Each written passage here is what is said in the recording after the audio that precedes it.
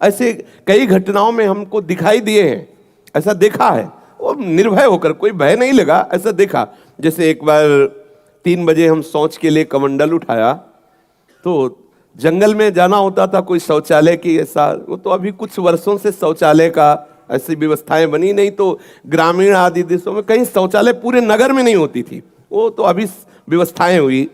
तो कमंडल लेकर शौच के लिए निकले तो देखा कि गांव के बाहर एक नववधू लोटा लिए शौच के लिए जा रही। तो हम खड़े हो गए कि ये जिस दिशा को जाए उससे विपरीत दिशा में हम, वो खड़ी हो गई। फिर विचार किया कि हमें लगता है ये यहीं शौच में बैठना चाहती, तो हमने रफ्तार बढ़ाई। जब रफ्तार बढ़ाई तो देखा कुछ दूर आगे जा रही, तो लगा कि ये तो पीछे खड़ी थी, आगे। हमारा ये था कि हम कभी डरने वाली स्थिति में अपने को नहीं खड़ा करते। हमारे मन में आया नहीं नहीं, ये मेरा भ्रम है, वो हमसे आगे निकल गई होगी। जब वो आगे गई तो हम पीछे मुड़े तो देखा हमारे दूसरे रास्ते में खड़ी।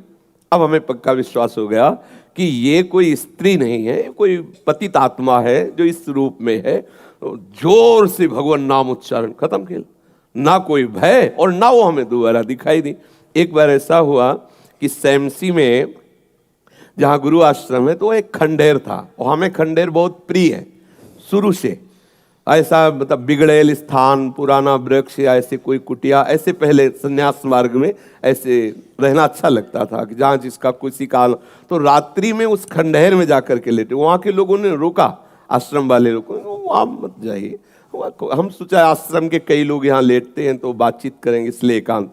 ही गए तो अंदर मंत्र चल रहा था, और एक छोटी सी टार्च सिराने, एक छोटी सी घड़ी दुप दुप वाली, क्योंकि उससे पता चले ना तो मतलब टाइम का। तो ऐसे रख के वैसे से थोड़ा ही लेटे, तो उस समय जटाएं बड़ी बड़ी थी, इतनी इतनी, तो ऐसे उनको तकिया की तरह जटा रखे। तो ऐसा लगा जैसे कोई हमें बहुत जोर से दबाने की चेष्टा कर रहा है। तो ऐसे देखा तो मुझे स्पर्श जैसा भी हुआ कि जैसे कोई कड़ा हाथों में एकदम। ऐसा कैसे हो सकता है? जब हम मंत्र जप रहे हैं तो कोई ऐसा कैसे हो सकता है कि कोई अशुभ आत्मा के छुए?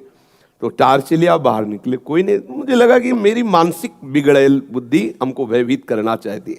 नहीं नहीं, मैं नहीं मान। एक मन ने कहा यहाँ से हटके, वहां से हमको जिद्दी स्वभाव था, नहीं देखूं कैसा क्या। फिर वही जाके सोए।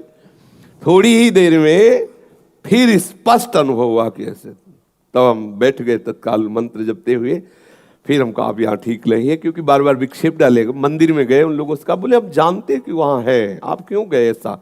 तो हमने जीवन में देखा है कि अगर कहीं ऐसी प्रेत आत्मा आदि हो, वो आपको परेशान नहीं कर सकती। आपको जैसे गोकर्ण के सामने धुंधकारी प्रकट हुआ, कभी वो अग्नि बनता, कभी वो ये बनता, कभी भेड़ बनता, कभी सिंह, समझ गए अधोगति को प्राप्त। लेकिन कोई ऐसा नहीं कि उनका अनिष्ट करे और रो के कह रहा था कि मेरा उद्धार कर दो, मेरा कल्याण कर दो। तो ये प्रेत आत्माएं भगवत धाम वासी, भगवान नाम जापक, वैष्णवों के प्रति अपना कल्याण करने के लिए आती है। किसी को भी कभी घबराना नहीं चाहिए। यदि कभी ऐसी परिस्थिति हो तो उच्च स्वर से नाम कीर्तन करने लगना, विश्वास करना, तुम्हें छू नहीं सकता कोई। ये हम इसलिए सत्ता नहीं मानते। जैसे कभी कोई प्रश्न करता है तो कह देते मेरे भगवान ही भूत रूप में आए। ये एक स्थिति है, एक भावना की स्थिति जो सत्य भावना है। वासुदेवा सर्वमिति, तो सब प्रभु ही है, और सच्ची बात सब प्रभु ही है। लेकिन ये जो अगर हम उस स्थिति को नहीं पहुंचे तो पक्का समझ लो कि अगर प्रेत योनि का कोई भी जीव तुम्हारे सामने आता है और तुम भगवान नाम जप कर रहे हो तो तुम्हें कभी परास्त नहीं कर सकता।